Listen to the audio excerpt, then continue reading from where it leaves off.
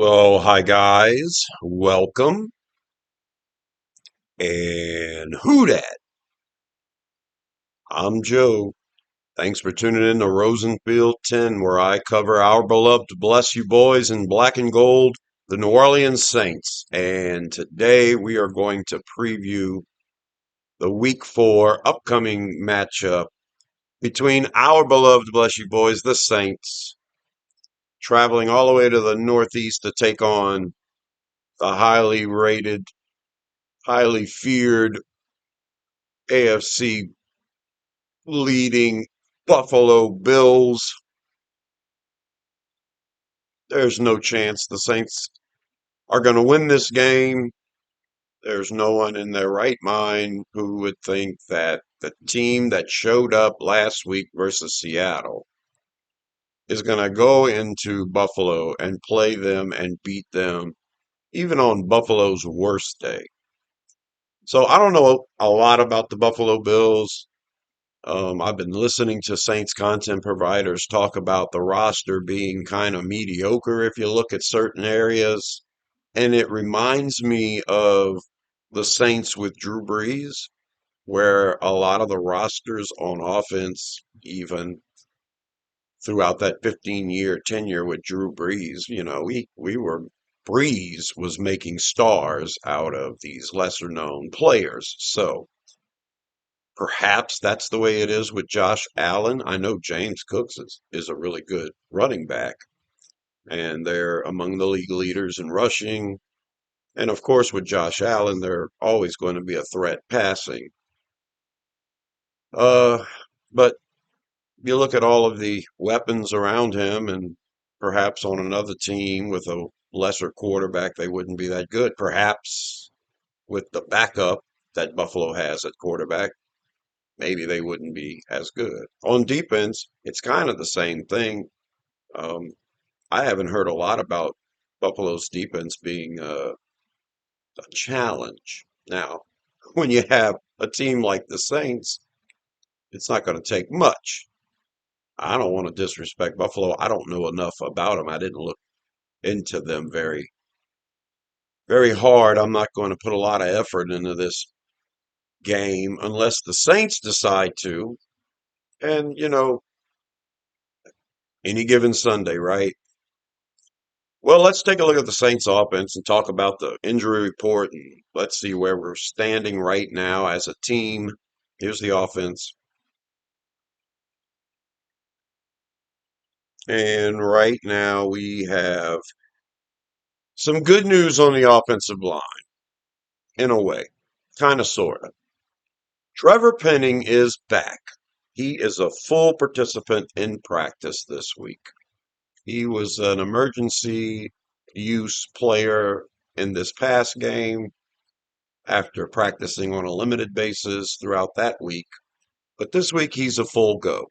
And that's good news because Dylan Reduns is still not participating in practice because of the toe injury. So as of Thursday's injury report, Dylan Reduns on this offense did not participate, which means he probably won't play. Taliese Fuanga, he didn't participate last week, and it's because of the back issue. Now we know he has a knee issue. I think it's like a ligament thing, but it's something that he's going to have to manage throughout the season. It's probably always going to give him problems, but he didn't play this past week because of a back thing. Right now, he's limited practice. So there's a possibility that we go into Buffalo with our actual envisioned starting offensive line. Banks, Penning, McCoy, Ruiz, and Fuanga. So that's kind of good news. We have a lot of struggles right now versus the past defenses and run defenses because this offensive line can't generate a lot of any of it. Now, when completely healthy, Fuanga and Ruiz can do a good job of run blocking. And if you put Penning there at left guard instead of Reduns, you're going to have a better chance of run blocking on that side. Banks has a long way to go with a lot of it. He's just a rookie, but he's good. He's not going to face top-notch talent all year long. We play some pretty weak teams, so Is Buffalo weak? No. Is their defense the strength of the team? I don't think so. I love Cole Bishop. I wanted to draft that guy. We'll see if he makes a play in this game. I'll be one of those I told you so if he did. But as far as the offense goes, the offensive line could be the starting five, which would make a difference, a small difference. Maybe not against Buffalo, but in this season, it would be nice to see an entire healthy offensive line. I think Fuanga, if he does play, is still going to be suffering, but we'll see. We'll see. Other than that, on the offense, we have Trey Palmer, who was limited in practice because of that hamstring, and Devon Vele, who suffered a hip injury in practice last week and did not play this past weekend. Devon Vele is limited in practice with that hip as well. So that's what we've got on the offense as far as injuries go. As far as the team goes, uh, we right before the game last week, I like the day before, we waived tight end Malike Monteval and we signed Kevin Austin Jr. at wide receiver. We did this because Vele was going to be out, Trey Palmer was going to be out. With Vele out, we wanted someone with size, so we made a roster move, got rid of the tight end, and grabbed the wide receiver, the big wide receiver, Kevin Austin. Well, as soon as the game was over, we released Kevin Austin and brought Malike Mataval back. Now, and we signed Cedric Wilson to the practice squad again. He was there. I guess we released him at some point, but we re-signed Cedric Wilson. So what I think's going to happen is, unless we re-sign Kevin Austin Jr. back to the practice squad, which as of this point we haven't, if Vele can't go, we'll probably elevate Cedric Wilson just to try to have some size at wide receiver. So that's about everything I can say for the offense. Spencer Rattler's going to start, I'm sure. And, I don't know when we're going to make this change to Shuck. If we feel like we need to, Rattler's been playing fine as far as I'm concerned. But whenever the losses pile up and you realize it's inevitable anyway, then you take the chance with the rookie. It's not that Rattler's going to deserve to be sat. It's just that if you're not winning games anyway, you might as well get some wear and tear on your rookie early. So we'll see how that plays out for the offense. That is the offense for the Saints. And now let's look at the defense, and we'll talk about the injuries there. Yep, the same one. Chase Young, calf injury, did not participate Thursday. So this will be the fourth game in a row that he doesn't play. Unless he's limited on Friday and then they try to make a go at it for the game. It looks like Young's not going to play again. And that really sucks because we're not getting any pass rush at all. The knock on Young is that he created a lot of pressures but never got any sacks. But this team isn't getting any pressures. So we could use some pressures. Now, last week against Seattle, the defensive line did a really good job at containing that outside zone. And in my opinion, that's probably Chase Young's weakest aspect. He tends to come hard at the quarterback, and sometimes he gives up his assigned gap, so he lets people get around the edge. And in an outside zone scheme, that could have been effective if Young were going to play that way. So there's that to think about. But overall, we need Young for the pressure against the quarterback. It's not happening, and I don't trust our defensive coordinator, Brandon Staley, to come up with anything to create pressure because he's had chances now in 2 straight weeks with pretty immobile, statuesque quarterbacks, and we didn't get any pressure on any of them. And that's not going to cut it for me.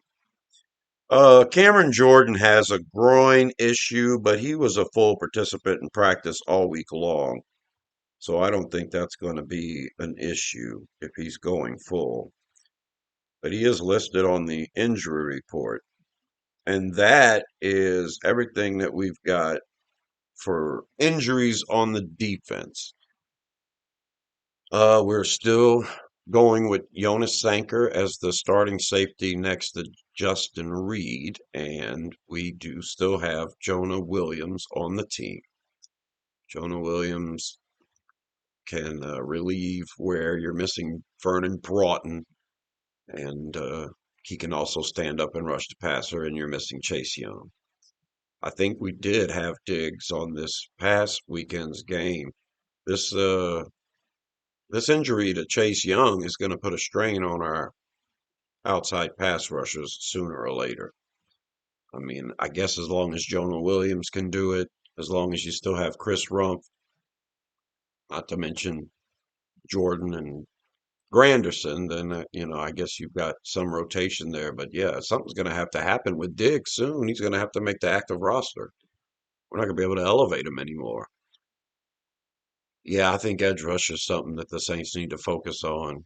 Even though we have Chase Young for 2 more years, the guy's getting paid 17 million a year, which is $1 million a game, and this will be the fourth game he's missed. I wish I could make $4 million a year. I'll gladly rehabilitate a calf if I can make $4 million this year. I just hope he can come back. And if it's one of them things where they're not giving it a chance, that means it's still bothering him. So, I guess the guy's walking around, but he ain't playing football. As far as the rest of the defense goes, I'm fine with the linebacker play and the backup linebackers. They're all doing fine. I want to see Quincy Riley in the game. I'm done with Yadam. I'm actually done with McKenzie. And unless Taylor starts to put it all together, I'm done with this idea that he's going to be a star at the star. It's not happening right now. Maybe he needs to play outside. Ugo Amadi needs to play the star for a little while because it's not happening right now. And I'm thinking this defense as a whole, it's not clicking, it's not working. People are blaming the linebackers for not dropping back deep enough, but the linebackers are the only ones making tackles on the running backs. So when you're asking your linebacker to cover a wide receiver 15 yards down the field, I think it's asking too much. Unless you have a certain type of linebacker. I got LSU's Harold Perkins in mind. Maybe that guy can be a star and be a linebacker who can attack the run and be your leading tackler and cover a wide receiver 15 yards down the field because I think that's kind of crazy. I think once the ball's going over Pete Werner's head and he's 10 yards deep and everyone's saying he should be 15 yards deep, I'm thinking the safety and the cornerback should be closer to that damn wide receiver who's running wide open. Because you really expect Werner to cover this guy? This is supposed to be a defense where everyone's looking, and when the ball comes up in the air, someone can shoot forward and make a play. I want to see DBs, I want to see cornerbacks and safeties covering these damn wide receivers, not Pete Werner. And I'm not going to knock the linebackers on this team. I think they're fine. It's the DBs that are struggling. I mean, and awful. All right, that's your defense. As far as the game goes, Buffalo's is, last I checked, a 15.5 point favorite. The last time the Saints were, it's one of the highest deficits that we've seen in gambling on the NFL in the last 10 years. And that includes the COVID years when whole teams were decimated and you had these crazy point spreads. Well, 15.5 is crazy for the NFL. I'm not quite sure whether that's enough or that's insanely too much. I'm supposed to make score predictions for the game, and I usually pick the Saints in one and Buffalo or the opponent in the other. And it's kind of futile to pick the Saints to actually win this game. Something would have to happen drastic. Buffalo has had 10 days off. Now, when you've had 10 days off, you've got 10 days to prepare, but you've also got a Saints team coming in that looks awful, one of the worst in the league. You're playing a primetime game next week against the actual conference opponent. So Is there a chance Buffalo extends their 10-day vacation in through the weekend and falls asleep on the Saints? I mean, crazier things have happened. That would have to happen. Or something, something where one of their main players can't function properly. Let's just put it that way.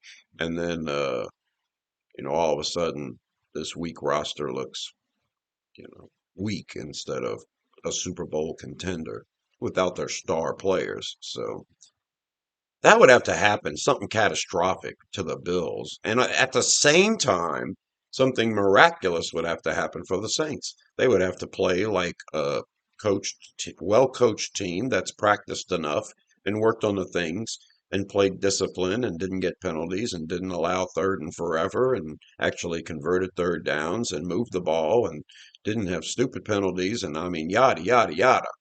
Are we going to get that from Kellen Moore?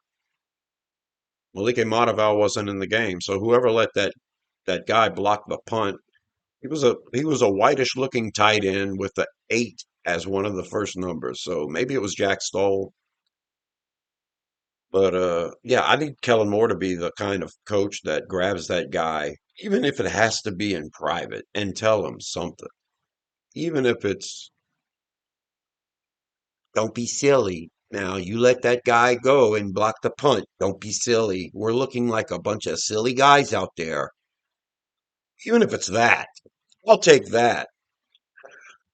I'll take that over nothing.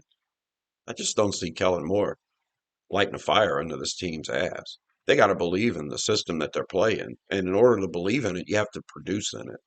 And I don't think, through 3 games so far, this one, I don't know if we're going to see production, but it's possible.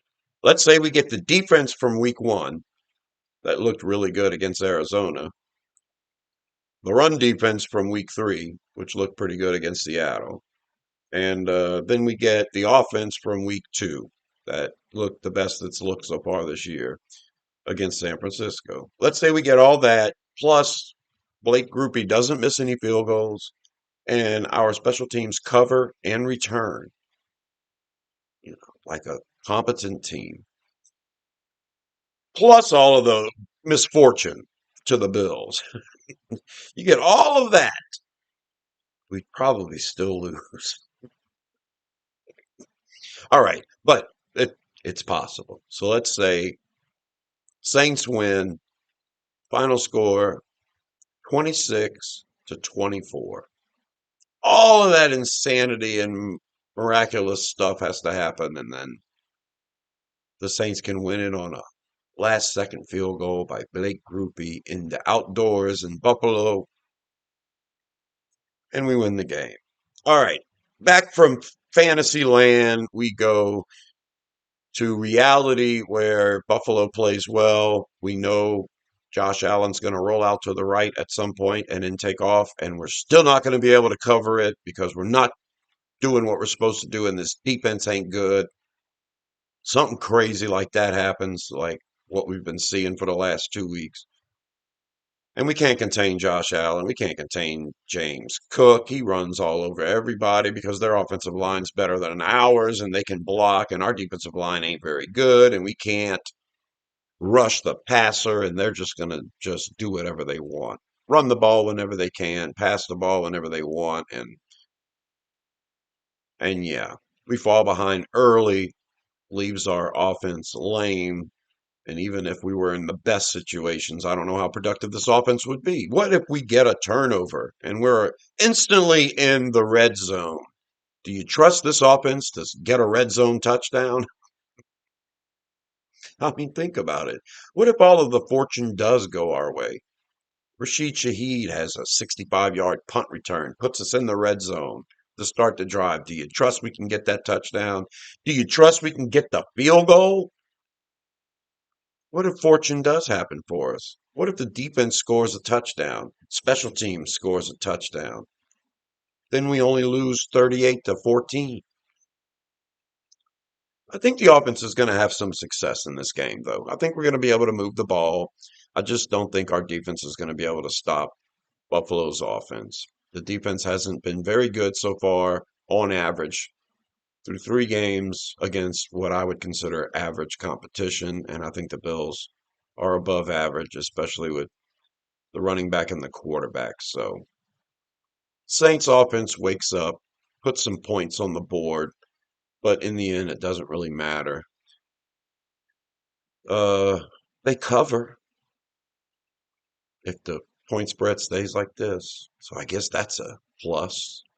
But in the end, Buffalo wins. Final score, Buffalo 33, the Saints 24.